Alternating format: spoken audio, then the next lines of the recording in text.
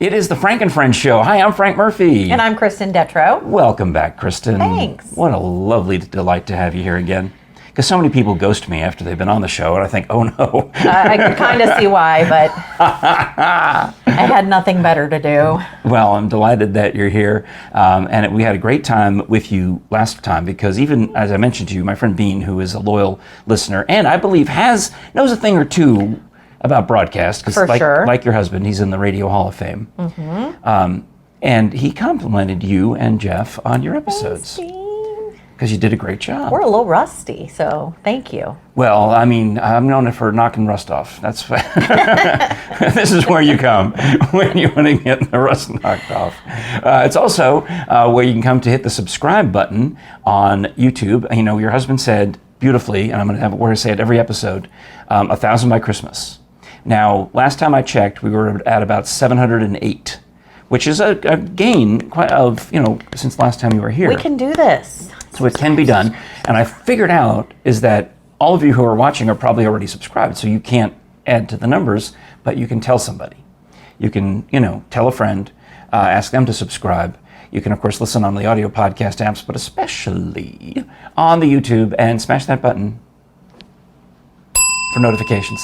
I did get a comment from Renee. She appreciates that we're sensitive to her sensitivity. Okay, because I didn't know about Renee's sensitivity at first, and I pressed it a little hard. In fact, that reminds me, Renee sent us some photos of her new tortoises. Oh, fantastic. That we can show on the show if at some point. I love a good tortoise. You love a good tortoise? Yeah. Well, then we'll pull up Renee's tortoises. I mean, we can start with that since we're talking, we've got Mo, the late Mo back there. For the longest time, our daughter Mia wanted a tortoise, and she wanted to name him Mr. Sweatpants. That's a great name for a pet. Isn't that great for a slow moving kind of? But that's funny that for tortoises, I don't know that they sweat that much. Probably not. I mean, I don't think they perspire.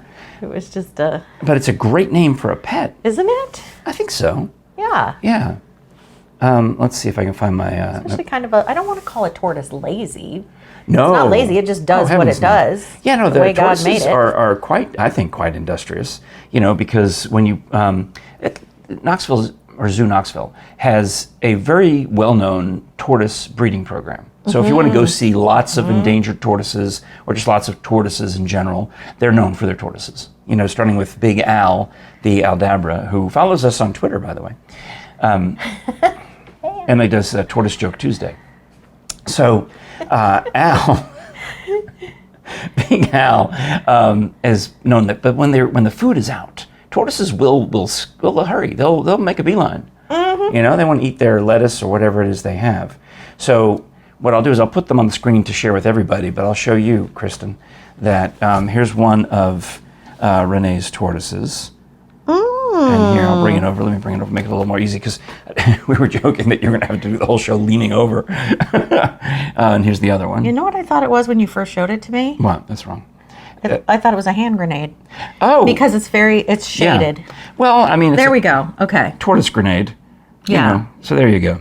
Yeah. And then she wrote a little note about it. I guess there's a movie that we can I'll play the movie too, but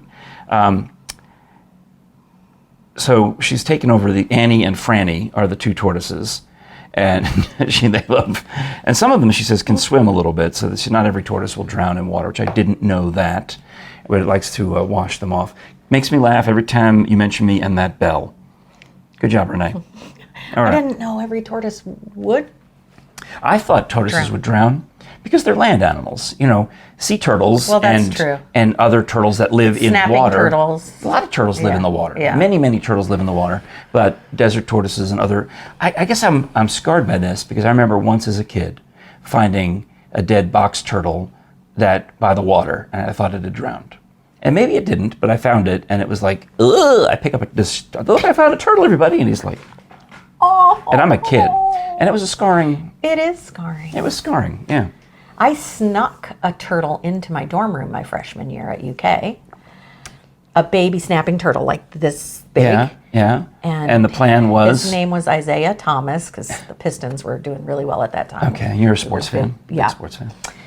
And But then one day, he thrived, but then I had to go on spring break and I couldn't find anybody to watch Isaiah Thomas, so I had to put him back in the lake in which I found him. So he's probably fine. We can assume that he... I assume he thrived. Doing great and living off his pension from the Pistons. And Well, I mean, I think I told the story on the show that my father had bought us ducks when we were kids, and then at some point when the ducks got too big, we took them down to the Bronx River and let them loose into the water, thinking that they will now live happily with other ducks. And my father actually said, don't worry, Westchester County will come collect them around Thanksgiving time, and they'll live in the winter in a barn. And I thought that's probably, now in hindsight, probably not a true story. Oh, I think it wasn't. Probably not. Yeah, I hate to be the one to break it to you today. But. Yeah. So I was really concerned. Last time when you and Jeff were here, I thought, I probably overdid it. I probably franked it to 11 because, I sent you, hey, here's your episode. And I didn't hear anything. I was scared. I was scared that you were bad. No, I am the worst responder to texts. The worst. I'll get on a roll. So you might hear from me 5 times in a day. Yeah. But then you might not hear from me for a month. I'm terrible. My friends all hate it. Well, I thought, that I had overdone it. I've given you too much me in too short of a period. Stop. Because, you need to take me in doses, in moderation. I was worried that you and your husband had just overdosed. You are the easiest going, calmest. I was forcing you to eat food. I made you take home a fig plant. You gave us a wonderful chicken salad lunch. Okay, so fig plant. We took Fig home and planted him. I showed the picture last week that you sent or Jeff sent of Grand Fig. Yes. And we can show it again. But yes, the Grand Fig is thriving. Grand Fig is thriving. I did walk out to the corner of the backyard because you told us to put him right in the direct sun. So he's kind of in the back right-hand corner of our yard. The more I read, someone at one place said, make sure it doesn't get morning sun. Not that the morning sun is bad for it, but that means that in the... generally speaking, in the colder months, it will be getting the afternoon sun that it needs, and that somehow is a way of knowing how to protect it from the winter. Oh boy, I don't understand all that. I don't know. I can't make any promises that he'll be around by December, but mulch it, and it'll be good. He's looking good. He does have a couple little rusty spots on a couple of his leaves. Is that fine? Yeah, that's no big deal. Okay. Do you plan to come and visit your Grand Fig? Yes, of course. Okay. In fact, I sent you a Facebook invitation for some event in Ooltewah on September 17th. It's called the Fig Frolic. Where do you find these things? They find me. They find you? Frolic in the figs? Facebook says, hey, here's something you might be interested in. Because you search the word frolic a lot. No. Will there be people wearing just figs, do you think? It's certainly possible. You're supposed to bring a fig plant with you. We'd have to unbig. No, I'm saying, here's my plan. Don't bring, you bring an extra, if you can afford. Dig them up. If you're an experienced fig grower, you're supposed to bring an extra fig plant with you. And it said in the notification, start a new cutting now so that it'll be ready by September 17th. And you'll bring it with you, and we have a white elephant, a fig white elephant. And we put these out there, and everyone gets a number, and number 1 gets to pick the first choice of figs. I love a good white elephant, but I would feel out of my league at the Fig Fest right now. So I signed up for tickets on the internet, and there was actually a questionnaire asking how much experience you have figging. It wanted to know if I was an experienced fig farmer, or if intermediate, or just getting started, or just coming as somebody's guest. I don't know anything about no figs. And it was 5 or 6 choices. So I talked it over with my wife, and I put her down as just guest. But I went intermediate. Did you? I think you could. Frank's got beautiful, healthy fig trees. Yeah. If you need a reference, I could say that you're a really good Grand Figger. Yeah. Well, do you want some figs, by the way? Because I was out picking on.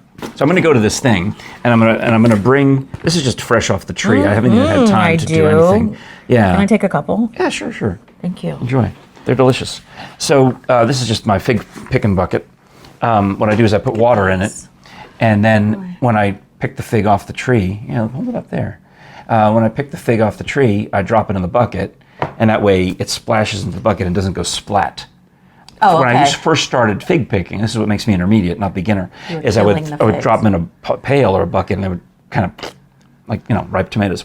Uh-huh. So now I just put them in water, and they go, and they stay fulfilled. I want them to be... Oh, you can just eat them. Wait, I got more. Just eat them. Okay. You'll have plenty. So I was not planning to do fig farming on the way here, but I thought, well, I want to tell Kristen and Jeff about the thing in Ottawa. Maybe you'll come. Mm-hmm. Maybe who knows? Maybe I'll give a couple extra cuttings and I'll just give you one, and then you can put it into the white elephant. Oh, yeah. What is it? See, I don't understand that term. I thought a white elephant was like a yard sale. Item. A white elephant Or a yard item. sale. Well, I guess a white elephant item is something nobody else wants. Yes. But why? But that doesn't. You can do white elephant many different ways. And closer to the holidays, this would be a great thing to talk about. All right. Yeah. So this is just. You can do tacky. Is it like you Secret can do it Santa by color. or You no? can do. No, everybody Dirty brings Santa? a gift that is, Like, could go to anybody. Okay. It doesn't have a tag on it or anything like that. Yeah. Wrapped, obviously, and then everybody gets a number, and whoever gets number one gets to pick first, and then people get to steal, but Stealing. no more than two steals. Okay, But, yeah. Like my cousins and I did it one year, and we all picked a color. So I had cerulean blue, and every gift that you bought had to have that color in it. That's and cool. You can do all sorts of things. All right. Well, you're supposed to bring a cutting from your fig tree. Okay. And you're supposed to label it by the variety so that others will know what it is. So, because I've decided I need to get a Violette de Bordeaux, which sounds exotic and figgy. De Bordeaux. But I watched these videos on YouTube of some dude saying that, if you're not growing the Violette de Bordeaux, then you don't know anything about no figs. Okay. And I'm like, Let's get on it. So I got to get one. So I was hoping, I could trade one of my plain old brown turkeys or, one of my Celestes, which are kind of run-of-the-mill, not that exciting figs. The kind you'd buy at Home Depot or Lowe's. They're just... There's got to be somebody out there who can But they're donate delicious. a Violette de Bordeaux. Yeah, but look at them. I mean, they're fine figs. In fact, I can't figure out why... Oh, is this the violet? No, these okay. are brown turkey. But what's weird to me is my brown turkey has started growing different types, different shades and sizes and shapes of figs. Has your brown turkey been Messing around? Yeah. I think it might be a mutt. I think Yeah. it might have a little bit of... maybe. Yeah. I mean, the baby don't look like daddy is what I'm trying to say. Like this one and this one, they don't look the same. Up close, they don't look the same to me. Right. Anyway, so I'm out there picking the figs. And I had an unfortunate fig accident that caused me to start sweating and get behind schedule when we're here to do the show. Are you okay? Well, I'm okay, but this happens to me a lot. Is the fig tree, big fig, is in need of being pruned. But you don't prune it while there's fruit on it, obviously, because Obviously. right, because why would you cut off unripe fruit? But sometimes the tree decides it's going to prune itself because I've pulled on it too hard, or because it's structurally unsound in certain parts where it's too big and needs to be trimmed back. So I see this fig, and I want it. And it's up there, and you grab the tip of the leaf and you work your way up, and then you get to the little branch, and then you pull down, and you get to the medium branch, and you pull down, and then you think, if I just pull a little harder, I'll be able to get that fig. And it goes, and this limb that's about 4 feet long, and it's got all these branches, just comes off in my hand. And I wish I could say that it was rare, but this is the second time it's happened to me in the past week. And then even on one of the smaller figs, it started to crack, but I used a rope to tie it and keep it attached. I'm not sure I need you to come over and check on your grandson. No, fine. But I'm out there, right? I'm doing the work. So I've got this big piece of fig, and Kristen and Jeff are going to be coming over within the hour. And I'm like, what am I going to do? I can't just throw it away. Because as my lesson is when I'm figging and gardening, is bury your mistakes. That's what I do, is I bury my mistakes. So we come over and there are all these lumps in your yard. Yeah, so I'll show you. So I got the shovel, and I got the clippers, and I went out there and I started digging a trench. And then I got the clippers, and I clipped the this branch down into, segments of about 6 inches. So that's at least 8, probably more than that, because then all the different side branches. So I probably clipped, somewhere in the neighborhood of 15, 16 pieces of fig out of this was thing. An ordeal. And I dug this trench, and I just started sticking them in there and filled it in. So chances are that one of them might turn into a fig tree. Oh. This is how do I end up with 28 fig trees on this property, which is because I counted the other day. There's 28. Are there really? Yes.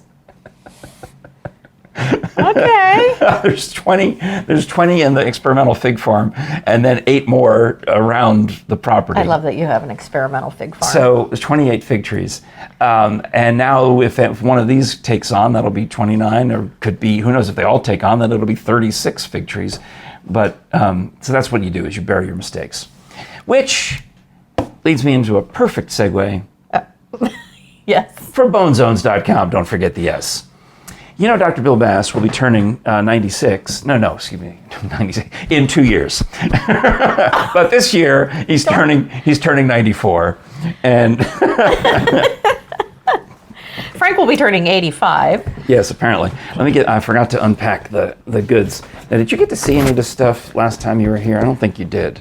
I think we've got the skulls. I got the souvenir skulls. Would you like to see one of the skulls? Oh, yeah. Would you like to see Dr. Bass just makes my heart sing.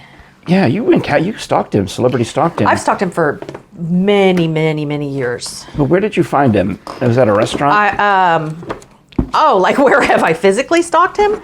Yeah, at Lakeside Tavern. Yeah, and then you had your picture made with him. Oh, in the cavern. Well, just in the sidewalk, out in the front of the restaurant. Oh yeah, I said to my husband. My husband said, "There's Dr. Bass," and he knows I love him. And I'm like, "Go, run!" He was headed to his car with his wife, and I think he was. Your husband can catch Dr. Bass. I think anyone could catch Dr. Bass. He did catch him. Not that fast. But what I was surprised by, because I've never met him, I only know of him through. Yeah, books, reading movies, his books, and then of course through you. Yeah. But he was so shows. kind, and he just stopped and talked for the longest time, and That's fantastic.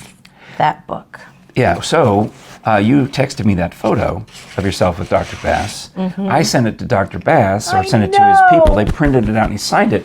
And then I'm carrying it around every time. I had Perfect Einstein Simplified show for like a month, hoping that you were coming. And I'm thinking, I can't do this anymore. The picture's starting to get, the envelope's starting to get soft. But now we're back at Einstein Simplified. Yes. So anyway, but yeah, you can have your picture made with Dr. Bass when you come to one of the events. We have 3 on the calendar in the near future. There's the Bill Bass Birthday Bash happening on Monday, August 29th at Cherokee Caverns. Tickets are going fast at historiccherokeecaverns.com.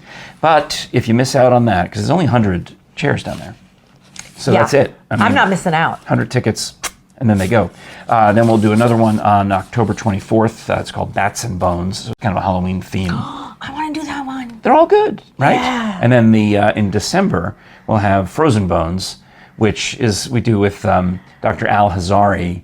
He usually brings the liquid nitrogen, and we freeze some stuff and just mess around. Oh my gosh! And he does a science. Cool. He does his science and magic show first, and then Dr. Bass comes on second. Fantastic. Or vice versa. It depends. Sometimes we flip it up because we could put Dr. Bass on first, and then he goes and takes his break. Well, and for those of you who think this might sound strange, it's really educational.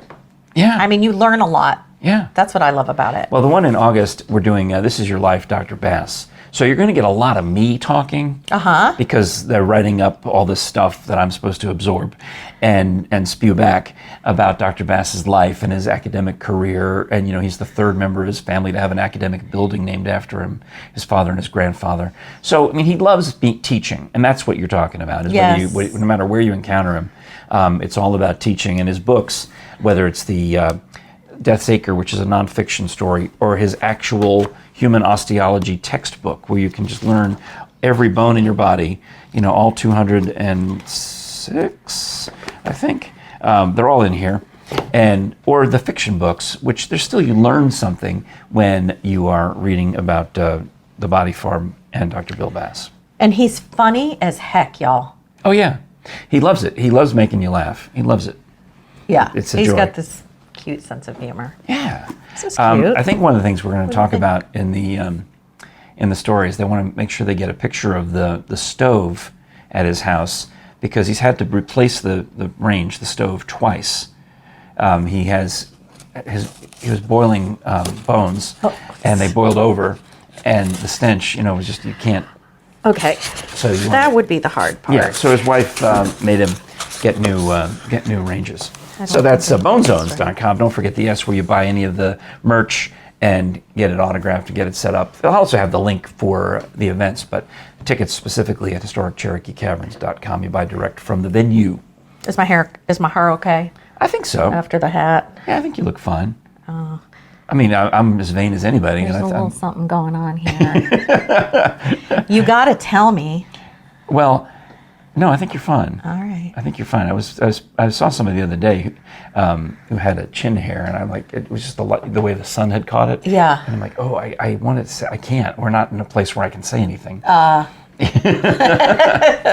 then, but in the middle of a podcast, feel free to say something. And later, my wife says, "Did you notice her chin hair?" I'm like, "Yeah, I did. I didn't." And my wife wanted to tell her, and it didn't work out. So I don't know if she ever found out.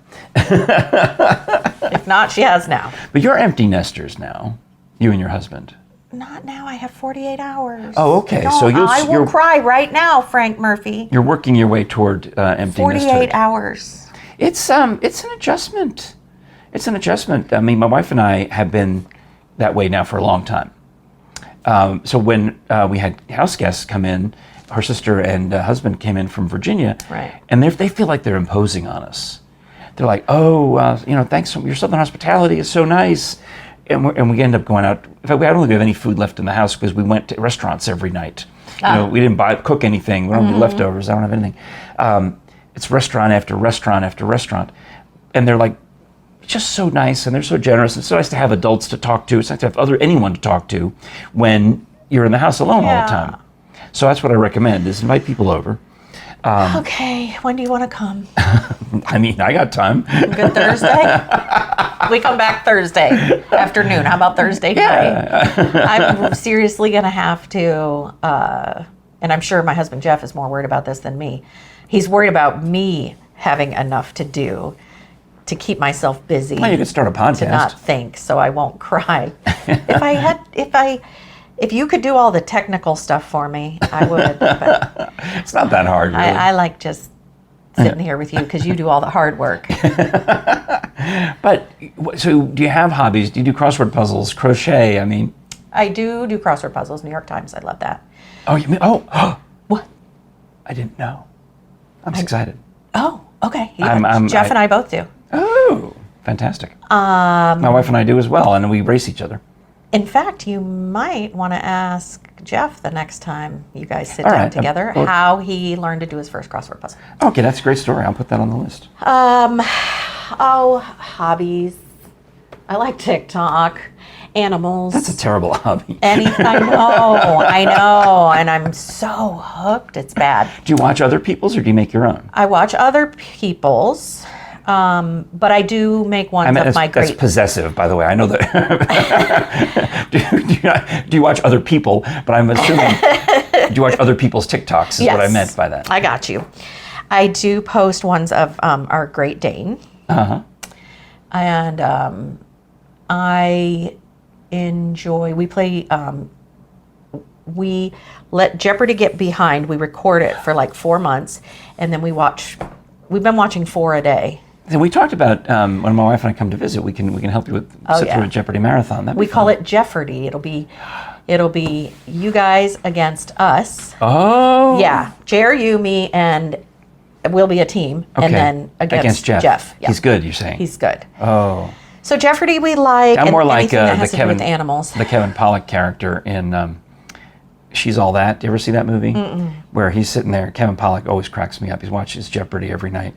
And they want to know, this question is something about the presidents on the Mount Rushmore. And he goes, who is President Rushmore? And he's so confident that he got it right. And that happens. Jeopardy can be more funny than you think. Oh, yeah. Yeah, we're pretty nerdy like that. We've started trying to learn about plants. We're really, really bad at it. Well, I mean, if they die, it's not as emotional as if, your snapping turtle dies. True. Or Mo back there.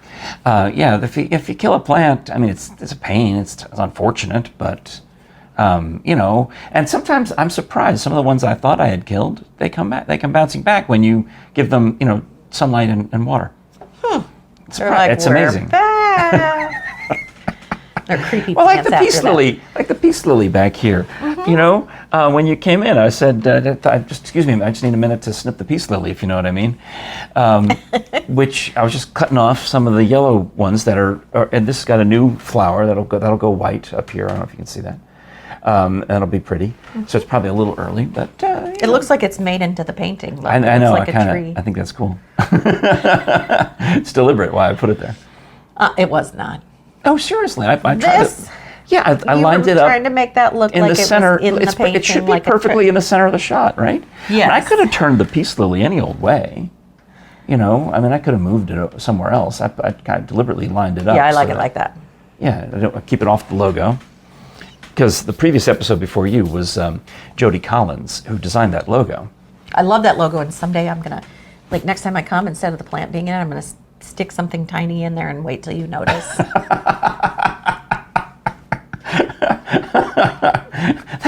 That's like that's something you can do like a kid. As an empty nester. You can just prank your husband all the time. Oh, I put googly eyes on our plants in the house and wait till somebody notices. Little tiny. They make magnets. There's a company that makes magnets for your plants, so they can wear little tiny sunglasses, and it's cute. Oh, I'm really bored. Well, when you have the people come over. That's nice. Like I said, we have, this is a chance for some, first of all, the time goes by faster than you think. You'll be wondering where the day went. It'll just, because there's always During stuff to do. the empty nest? Yeah. I mean, maybe my wife and I get too busy. She sings with the choral society. She's been in opera choruses. I do I'm in the gig economy now, so I'm always doing something. Right. So I don't take You do stay busy. I'm not retired, and nor is she. So that eats up a ton of time. But when her sister and her husband were here, they wanted to go to dinner. They pulled in from Virginia, and naturally they're hungry. My wife's excited. She's already on the whole afternoon. She's like, "Where do you think they're going to want to go to dinner tonight? Do you think they want to go to the Oliver Royale, because we have a gift card for that we got for our wedding anniversary from our son?" And I said, "Well, maybe that's kind of a little, fancy expensive." She said, "Maybe they'll go to Culver's. They love going to Culver's." Okay. That's a big difference. So, of course, they get here on Thursday, and they want to go to Culver's, as it turns out. But they're like, "Oh, but we've just been driving, 400 miles, whatever it is. We need to top off the gas before we can go to, we really just need to get gas. And where's the cheapest gas around?" Because they've been keeping track on the way here. And my wife says, "Well, supermarket gas. Because we are obsessive about buying gift cards to get the quadruple gas points." Okay. Are you in on this? No. All right. Here's the deal.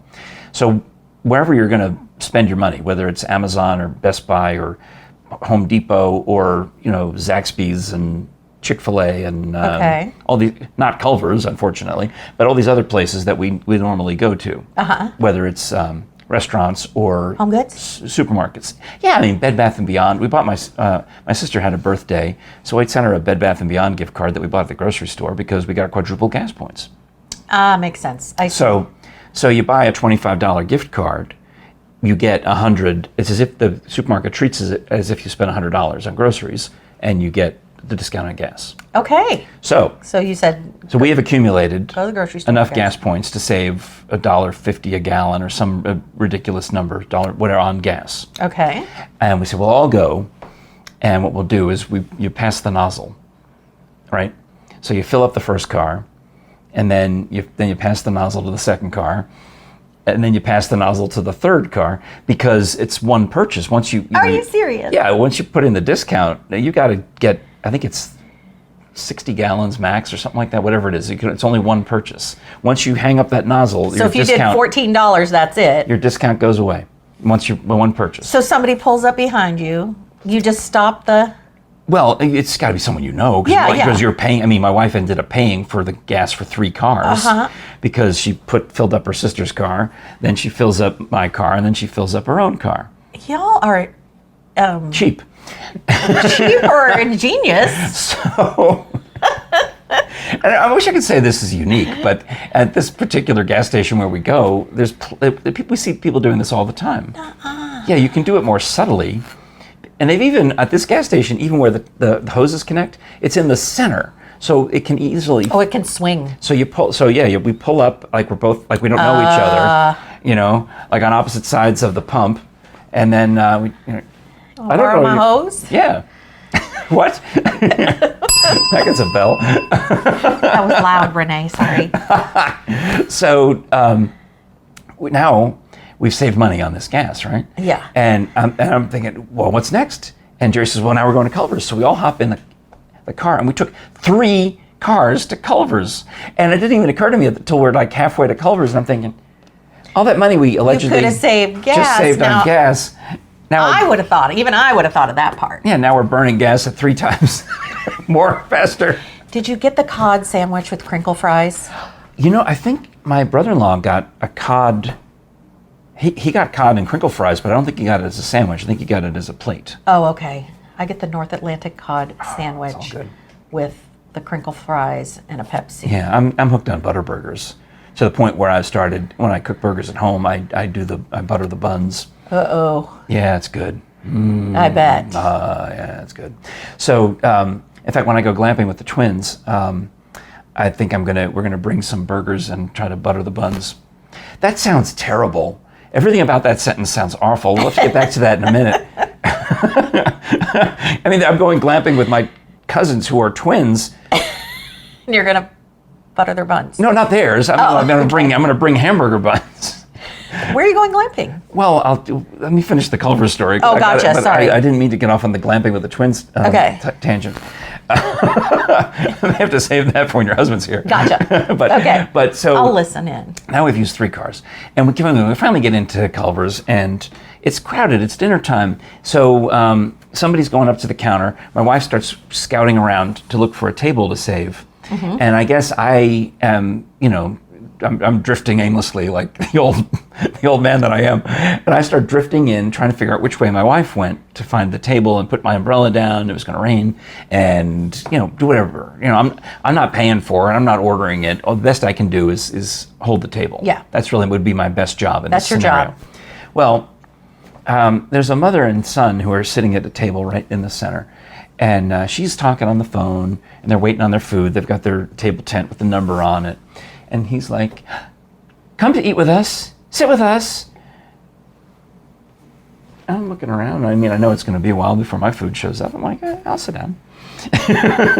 So it wasn't anybody you knew? No. How old approximately was he? Well, he told me he was 4. Oh, okay. His name is Gianni.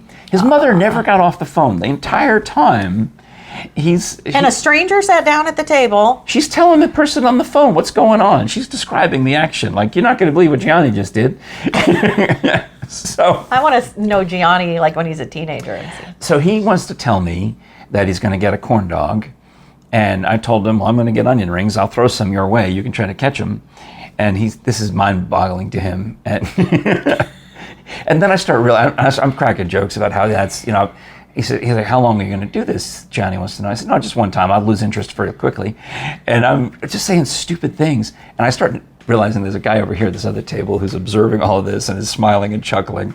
Gianni hit the jackpot with you. I'm sitting there talking, and he wants to fist bump me because that's what his thing. But I got to do it right. I've got to do the fist bump, and then, oh yeah, So I had to practice and get it just so. Sure. And my wife finally comes over. It's like, what are you doing? Oh, this is Gianni, and this is his mom who's on the phone. And then I'm telling Gianni, this is the rest of my family. He's like, oh, okay. He, at that point, lost interest in me. I don't think it's that Gianni wanted to just interact, with it. I don't know what the story was with Gianni. I think he felt sorry for me. I think Gianni thought I was a lonely old man who needed a friend. Not the other. And I'm thinking, he needs a friend, right? Yeah, right. So I think I'm being magnanimous and sitting down talking to some kid. Be. No, and he thought he was helping me. And he was. I mean, it was very sweet. And later, my wife said, because I had on a red and white shirt, a T-shirt with bright red with white lettering on it, big barbecue bash, and you can see my beard's getting a little white. My wife said, he thought you were Santa. That's what. He mistook you. He mistook you for Santa, and yeah, he was just buttering you up. That's all it was. That's what was going on over there. He might have. I'm like, no. He might have. Off-duty Santa. But he probably would have told you what he wanted for Christmas. Yeah, no. So it was all. Yeah, it just was about the corn dogs. How sweet. But it was a very, Gianni. very sweet thing, and I thought it was hilarious. I like that. So that was a culprit. My mom never got off the phone. I don't like that. The food came. She ate the food. You know what? Actually, the last thing I said when I was leaving, I said, "All right, Johnny, one more fist bump." I said, "Now you be good. Say your prayers," and I walked away. Right. Well, when their food showed up, sure enough, they said grace. They said their prayers. And I didn't even know I'd said it. It was just one of those things I just said automatically. Because what else do you say? I don't know. What else would I say? And then my wife turns out is literally at the table next to them. So the whole dinner, I'm just like, you know. So anyway, that was my experience at Culver's. I thought it was hilarious. The kids felt sorry for me. I'll briefly mention Glamping with the Twins. Yeah. For the Seymour Smokies episode that's coming up soon, or actually I don't even know what day it's coming out. It might already be out for all I know. That's coming out yesterday. Well, I mean, I've got to crank it out fast is what I'm trying to say. But the day after we're taping this, I'm going to a place called Smoky Hollow Outdoor Resort, which is a newer glamping place. Now, my wife and I visited a glamping resort last year, and it's our second most viewed YouTube video is Jerry and me visiting a glamping resort in Townsend. Well, this is a newer one in Sevierville, and it's got rooms, like hotel rooms, inside teepees and inside Conestoga wagons. I'm there. With microwaves and refrigerators and Keurig machines and Wi-Fi and, beautiful beds and sheets. But you're still in a tent. So my first cousins once removed, are twins, and they moved to Nashville to pursue their singing career. Okay. And they contacted me and said, I don't even know what they call me, they just call me Cousin Frank. Hey, we're going to be in Pigeon Forge to sing at the Listening Room Cafe on the 17th, 18th, Thursday the 18th. And so that's already passed now as you're watching this. But can you come to the show? I'm like, yeah, I can come to the show. And then I wrote back to him, I said, wait a minute, can you guys come to Knoxville or East Tennessee a day early and we'll go glamping? And I'll put them on the show because they could be my co-hosts for the glamping episode. Yeah. So that is why I'm going glamping with the twins. How and fun. I'm going to bring burgers and bison burgers and butter the buns. Is it too late to invite myself? No. I'm just very upfront about things like that. I love some glamping. So that's going to be fun times. Keep an eye out for that. Of course, if you like audio entertainment of any kind, you can find that at audibletrial.com/FrankandFriendsShow, where you can get a free 30-day premium membership, including the MP3 download that you get per month when you are a premium member. Use our URL and it helps support our show, and you get just thousands of titles, hours and hours, hundreds of years worth of audio entertainment that you can listen to. 300 years worth, I think, is what they said last time I checked. So enjoy that and listen to our podcast on Audible as well.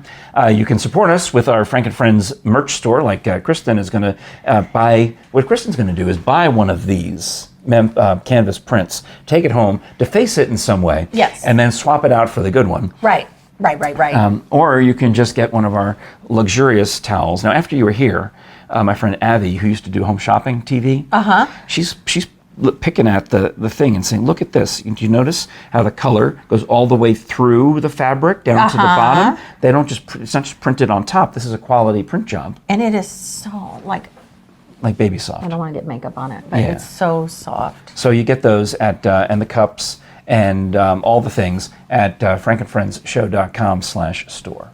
Kristen, you're a doll, and I hope you'll come back and visit us again. You're a doll baby, and I would love to come back. That's a deal, because it's a lot easier to book people a second time and try to explain the whole concept all over again. No, I'm in. Whenever you need it, I'm here. All right. Hall of Fame radio DJ Jeff Detrow on the next episode, so be sure to subscribe and smash that button for notifications so you don't Smash that. Don't miss any. Smash that button for notifications. Perfect. That was well done. On YouTube, so you don't miss any of our shows. This is the Frank and Friends Show. I'm Frank Murphy. And I'm Kristen Detrow. And we'll talk to you again next time.